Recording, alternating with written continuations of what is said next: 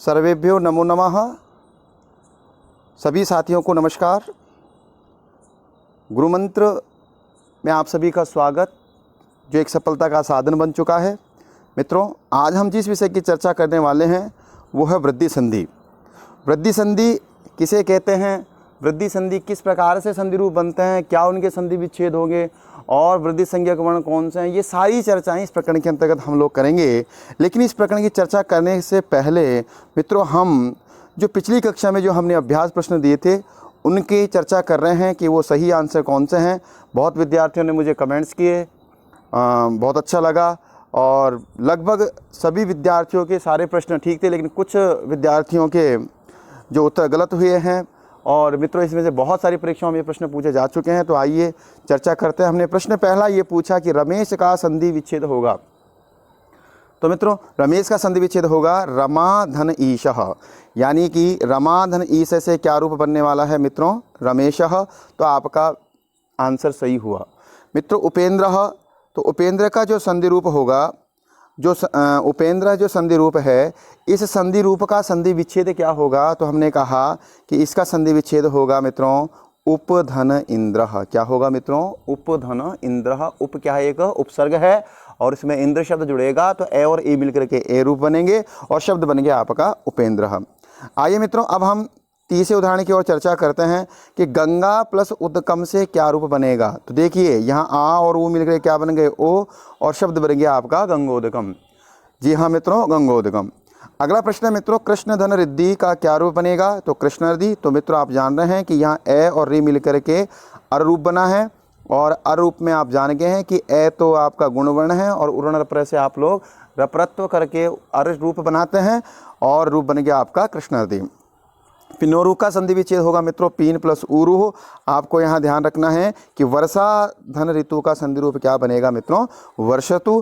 तो आपका ये जो पिछला अभ्यास कक्षा 6 का जो हमारा था उसकी चर्चा हम लोगों ने कर ली है। तो आइए मित्रों, अब अपने हम विषय की ओर अग्रसर होते हैं और अपना अगला विषय है, पहला प्रश्न के साथ हम चर्चा कर रहे हैं। हाँ मित्रों, पहला प्रश्न है कि वृद्धि संज्ञा केन सूत्रेण भवति। मित्रों, प्रश्न है वृद्धि संज्ञा केन सूत्रेण भवति, अर्थात वृद्धि संज्ञा किस सूत्र से होती है। 4 विकल्प हैं हमारे पास में। पहला है वृद्धि रेचि, दूसरा है वृद्धि राधेच, तीसरा है अदेंग गुणः और चौथा है एंग पदांतादति। तो मित्रों, आप जानते होंगे कि वृद्धि संज्ञा करने वाला जो सूत्र है वो कौन सा है, वृद्धि राधेच। हाँ मित्रों, कौन सा सूत्र है वो, वृद्धि राजेत। यानी कि इस प्रश्न का जो आंसर हमारा विकल्प नंबर कौन सा सही है, 2। अब मित्रों, प्रश्न ये उठा है कि आखिर वृद्धि राजेश वृद्धि संज्ञा कैसे करता है और वो वृद्धि संज्ञक वर्ण कौन कौन से हैं। तो देखिए मित्रों, ये जो वृद्धि संज्ञा करने वाला सूत्र है वृद्धि राजेश, इस वृद्धि राजेश सूत्र में हम लोगों ने देखा कि वृद्धि आत ऐच। तो हम ये कह पा रहे हैं कि यहाँ आद से केवल किसका ग्रहण होगा मित्रों, आ का, क्योंकि यहाँ आद जो है वो कोई रूप नहीं है, यहाँ है आपका आत और यहाँ तय को दय हुआ जस्त संधि होने के कारण, और ये जो तय है ये है तपरकरण। इसलिए तपरकरण होने के कारण केवल जो वर्ण है उसी वर्ण को हम ग्रहण करेंगे और यहाँ पर किसका ग्रहण होगा मित्रों, केवल और केवल सिर्फ और सिर्फ आ का ग्रहण होगा। किसका ग्रहण होगा मित्रों, आ का ग्रहण होगा। तो आप देख पा रहे हैं मित्रों, ये जो ऐच है तो ऐ औ च, ये जो सूत्र है तो यहाँ ऐच प्रत्याहार है जिसके अंतर्गत 2 वर्ण आते हैं, ऐ और औ। कौन से वर्ण आते हैं मित्रों, ऐ और औ। तो हम कह रहे हैं कि जो वृद्धि राधेच सूत्र है, इस वृद्धि राधेच सूत्र में वृद्धि आ और एच, यानी कि वृद्धि आ ऐ औ। मित्रों, इसका अर्थ हो गया है सूत्र का कि आ ऐ औ ये 3 वर्ण ही क्या कहलाते हैं, वृद्धि संज्ञक कहलाते हैं। तो एक और प्रश्न तैयार हो गया हमारा। प्रश्न यदि पूछा जाता है कि कति वृद्धि वर्णाः, तो त्रयः, के वृद्धि वर्णाः, तो आ ऐ औ, यानी कि इन 3 वर्णों को ही हम क्या कहते हैं, वृद्धि संज्ञक वर्ण कहते हैं। क्या कहते हैं मित्रों, वृद्धि संज्ञक। तो आप देख पा रहे हैं, हमने जब पिछला वीडियो देखा तो ए ए ओ ये 3 तो कौन से वर्ण थे मित्रों, गुण संज्ञक वर्ण थे, और आ ऐ औ ये कौन से वर्ण है मित्रों, वृद्धि संज्ञक। तो परीक्षाओं में ये वाले प्रश्न भी पूछे जाते हैं। तो आप जान गए होंगे कि वृद्धि संज्ञक और गुण संज्ञक वर्ण कौन कौन से होते हैं। आइए मित्रों, अब हम आगे चर्चा करते हैं। तो अब बात करते हैं वृद्धि संधि करने वाले सूत्र की, यानी कि वृद्धि विधायक सूत्र की बात हम करते हैं कि आखिर वो कौन सा सूत्र है जिससे वृद्धि संधि होगी। तो हाँ मित्रों, आपकी स्क्रीन पे वो सूत्र है वृद्धि रेची। क्या सूत्र है मित्रों? वृद्धि रेची। और ये वृद्धि रेची जो सूत्र है, इसमें दो पद हैं, वृद्धि और एची। तो देखिए मित्रों, यहाँ आपको सूत्र से जो अर्थ लग रहा है, तो एची, एची जो शब्द है इसमें सप्तमी विभक्ति है और ये निमित्त है, और ये एक एच प्रत्याहार है। और एच प्रत्याहार के अंतर्गत कितने वर्ण आते हैं? 4 वर्ण आते हैं, ए, ओ, आई और औ। तो कहता है कि एच पर में हो तो वृद्धि। अब मित्रों प्रश्न ये उठा कि एच पर किस में हो, तो हम लोगों ने यहाँ अनुवृत्ति की, यानी सूत्र में उधार ले लिया। वो संस्कृत में उधार लेने की प्रकृति को क्या कहते हैं? अनुवृत्ति कहते हैं। तो यहाँ हमने आद गुण से किसकी अनुवृत्ति ले ली? आत की। तो हम कहेंगे कि ए या आ के बाद में, यानी कि ए या आ के बाद में यदि एच हो तो क्या हो? वृद्धि होती है। ये सूत्र का अर्थ होने वाला है मित्रों। तो आइए अब हम समझते हैं कि आखिर ये सूत्र क्या कह रहा था। सूत्र कह रहा था कि आत तो क्या होगा? पूर्ववर्ण, और एच क्या होगा? परवर्ण, और उस तभी क्या होगा? वृद्धि। तो मित्रों ध्यान रखिए, यहाँ पूर्व और पर ये दोनों वर्ण मिलकर के क्या होते हैं? वृद्धि होती है। दोनों वर्णों को मिलाकर के वृद्धि संज्ञक वर्ण बनाया जाता है। और मित्रों वृद्धि संज्ञक वर्ण कितने थे? आ, आई और औ।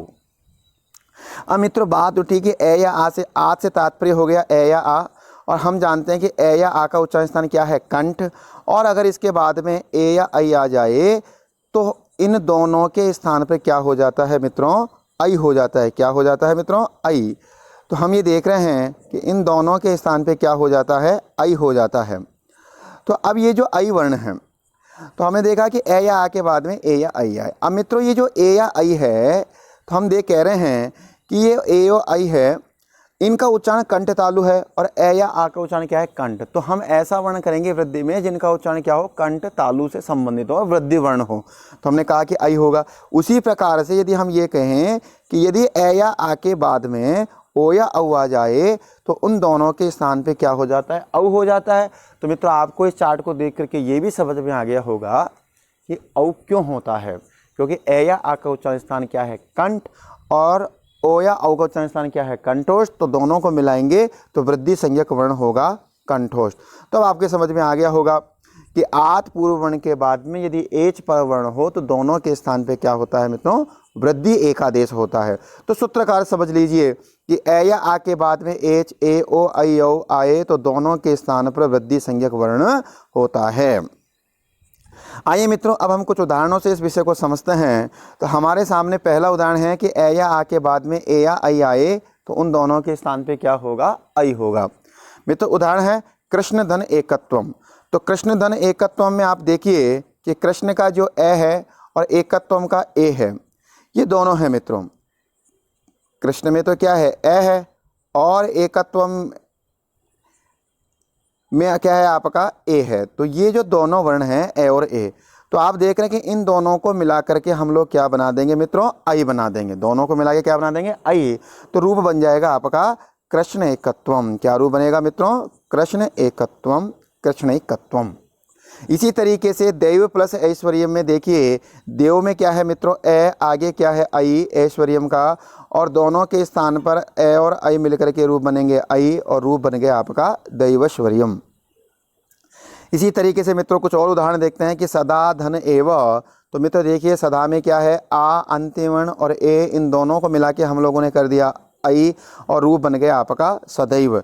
इसी तरीके से विद्या धन ऐश्वर्यम में, विद्या में क्या है मित्रों? आ, ऐश्वर्यम में है आई, इन दोनों को मिलाकर के हम लोगों ने बनाया आई, और वर्ण सम्मिलन करने के बाद में रूप बनता है विद्यैश्वर्यम। मित्रों आशा है आप लोगों को समझ में आ रहा होगा। इसके बाद में हम आगे उदाहरणों को चर्चा करें, जिससे पहले मैं आपसे एक निवेदन करना चाहूँगा कि जिन लोगों ने मेरा चैनल सब्सक्राइब नहीं किया है वो सब्सक्राइब करें, और वीडियो को ज़्यादा से ज़्यादा शेयर करें, और अच्छा लगे तो लाइक भी करें। मित्रों ए या आ के बाद में यदि ओ या औ आ जाए तो दोनों के स्थान पे क्या होगा? औ होगा। कुछ उदाहरणों से हम लोग देखते हैं कि पुष्पधन ओ कहा, तो ए और ओ मिलकर के बन गए हैं औ, और रूप आपका क्या बन जाएगा मित्रों? पुष्पौ कहा। क्योंकि यहाँ पुष्प में पे हलंत होगा, क्योंकि पे में से ए निकल गया, ए और ओ मिलकर के बन गए औ, मिलाकर के लिखेंगे पुष्पौ कहा। मित्रों उदाहरण है गंगा प्लस ओगह। गंगा प्लस ओगह में, गंगा में क्या है मित्रों? आ, और ओगय में ओ, इन दोनों को मिलाने के बाद में बनेगा औ, और जैसे ही वर्ण सम्मिलन करेंगे तो रूप बनेगा आपका गंगौगः। क्या रूप बनेगा मित्रों? गंगौगः। तो आपको यहाँ दिखाई दे रहा है गंगौगः। मित्रों आइए कुछ और उदाहरणों की चर्चा करते हैं कि कृष्ण धन औत कंठ्यम से रूप बनेगा कि कृष्ण में से ए और औ, औत कंठ्यम में से दोनों को मिला करके बनाएंगे हम औ, और वर्ण सम्मेलन करने के बाद में रूप बनता है कृष्णौत कंठ्यम। आपको इसमें भी साफ साफ दिखाई दे रहा है। आप लोग अभ्यास पुस्तिका में लिख करके भी इसका क्या कर सकते हैं? अभ्यास कर सकते हैं। मित्रों महा प्लस औषधि से क्या रूप बनेगा? महौषधि। जो आपको स्क्रीन पे दिखाई दे रहा है कि आ और औ दोनों मिलकर के क्या बन गए हैं? औ, और रूप बन गया महौषधि। अब आपने चारों उदाहरण सही ढंग से सीख लिए हैं। अब मित्रों आपको क्या करना है, कोई भी विषय यदि हम लोगों ने पढ़ा है, समझा है, सीखा है, तो कितना सीखा है, उस विषय के बारे में कितना जाना है, इस विषय के लिए आपको क्या दिए जाते हैं? अभ्यास दिए जाते हैं। तो अब आपके सामने 5 अभ्यास प्रश्न हैं जिनको आपको हल करना है। नंबर 1 है धन प्लस एषणा से क्या रूप बनेगा। नंबर 2 है पंचते का संधि रूप क्या होगा, संधि विच्छेद क्या होगा। तीसरा है लता धन ऐसा का संधि रूप क्या बनेगा। चौथा है वन प्लस औषधि का संधि रूप क्या बनेगा। और पांचवा है मतैकम का संधि विच्छेद क्या होगा। मित्रों आपको ये अभ्यास प्रश्नों को हल करना है और इसको तुरंत कमेंट्स बॉक्स में कमेंट्स करके बताना है। कुछ विद्यार्थियों की शिकायत है साहब हिंदी टाइप नहीं हो रही है, तो आप मेरे व्हाट्सअप नंबर पे भी इसको सेंड कर सकते हैं, आपको वहाँ तत्काल उत्तर मिल जाएगा। वरना इसके आंसर को जानने के लिए आपको अगले वीडियो तक का इंतजार करना पड़ेगा। मित्रों आशा है आपको ये विषय अच्छे लग रहे होंगे। अगर आपके पास मेरे मोबाइल नंबर नहीं है तो आप देख रहे हैं कि यहाँ स्क्रीन पर आपको मेरे पास मोबाइल नंबर भी उपलब्ध हैं, तो आप यहाँ पर भी व्हाट्सअप मैसेज मुझे कर सकते हैं। जयतु संस्कृतम जयतु भारतम।